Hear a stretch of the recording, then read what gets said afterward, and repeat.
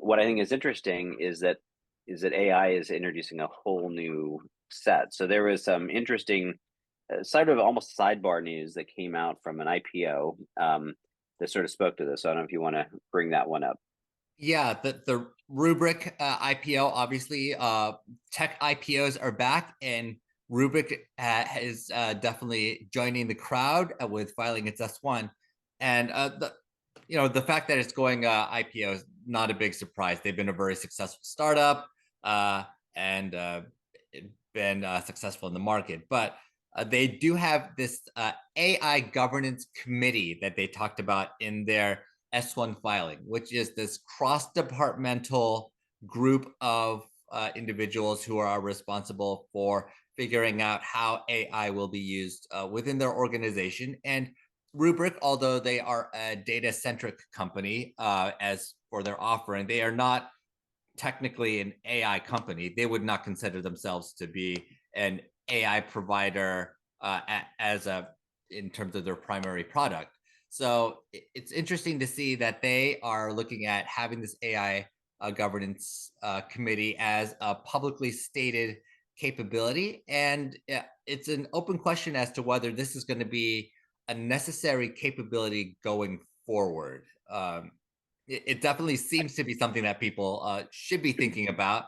Uh, and of course, everybody wants to say we have responsible AI, but actually having some guardrails there on what that means is an interesting perspective. Yeah, I mean, so we talked about the U.S. government putting this mandate in that all of the government departments were going to, so talking about hiring 100 experts in AI.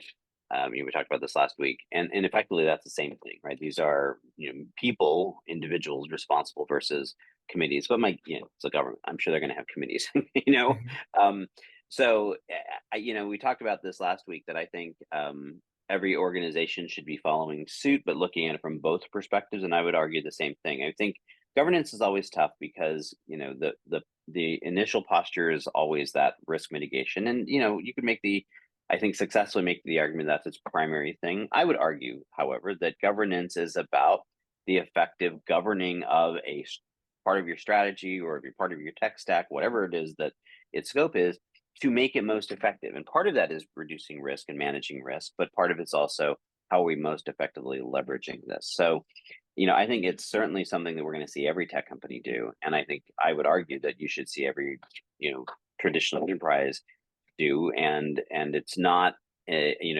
CIO, it shouldn't be an IT thing, but I do think the CIO is in a perfect position to sort of lead that charge and to get in front of it, and it's just a smart strategy. And I think what is interesting, another article that you raised up, is about the sort of ongoing struggle and the difference we're seeing right now between European regulators as they're trying to crack down on all of this, and U.S. companies who, the U.S. right now is definitely lagging on some of the regulations around AI. Is this in fact driving a disparity in competitiveness, particularly for those organizations that predominantly operate or are based in the EU? And I think it's a very fair question. I mean, it goes back to the same thing, striking that balance about protecting civil liberties and protecting privacy, and yet at the same time being able to move at a pace when this stuff is changing so fast, and that there's so much, more, frankly, more that we don't know than that we do know. And so, to me, I put all that under this big banner of governance, and I think it's going to be an area that's going to require a lot of focus. And I think where you can run the risk here, particularly if you're a CIO and you're trying to do this, is to kind of rubber stamp this or slap the traditional approaches to governance on this and say we're going to treat AI the same way. I think that's a surefire recipe that you're just going to bog yourself down and not be able to do anything. And I think you're going to need a much more adaptable approach to how you treat it. Yeah, but we also AI is very challenging right now from a governance perspective because the geographically the standards are so different. Right now, the EU is going full steam ahead from a legislative perspective. They are happy to create new AI acts every few months to govern data, govern usage, govern how AI should be managed. And honestly, they've had a lot of practice in creating these government laws, going back to GDPR. Frankly, they are leading the way from a government-based governance perspective, whereas in the United States, for instance, it's no secret that we are pretty much a divided country from a legislative perspective, and it means it's very hard for us to pass any sort of law right now around AI that through our traditional means of creating a bill and then having it signed by the president and then going out to the rest of the world. So because we don't have those standards in the same way, the EU is kind of leading the way in terms of how AI should be managed, and everybody else is just kind of following that path for right now.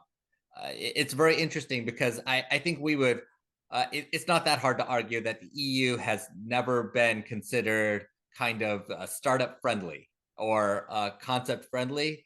And both the United States and China, I would say, are ahead in terms of creating AI based services because honestly, because both of these countries have fewer governance issues from an internal government perspective for actually developing AI, but now they're going to have to retrofit everything they're doing with EU standards to move forward. And by and as a result, all of us on the IT side are going to also have to retrofit what we are doing based on what the EU is doing, and potentially what all these other countries end up deciding at the end of the day. Because I don't think the United States will stay out of the AI governance lawmaking game forever.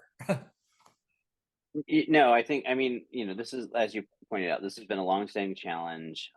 The EU and the US are often at odds in terms of the level of regulation, and we live in a global economy now. And Mhm. so, any major company, it doesn't have to be that big, right? I would argue, your what I now call a small to medium enterprise, 300, $500 million in revenue, certainly not a global juggernaut, often operating in countless geographies around the world and having to deal with all of this. What worries me from an AI perspective is that I don't think people appreciate. I mean, on the one hand, I respect and appreciate the fact that, like, the EU regulators are trying to do a better job than they did with, say, social media, of getting Mhm. in front of this before this thing, before the train leaves the station. What I don't know that they're fully appreciating is not only how fast it's changing, but that the fundamentals of the technology that underpin this are changing. That I think that by the time the ink is dry on half that stuff, it's going to be bordering on irrelevant, because of the nature. So I'm previewing something I'm definitely going to want to talk about next week. I just read this article about effectively why we may already be running out of steam on LLMs, Mhm. and what that sort of means to the enterprise or to the world.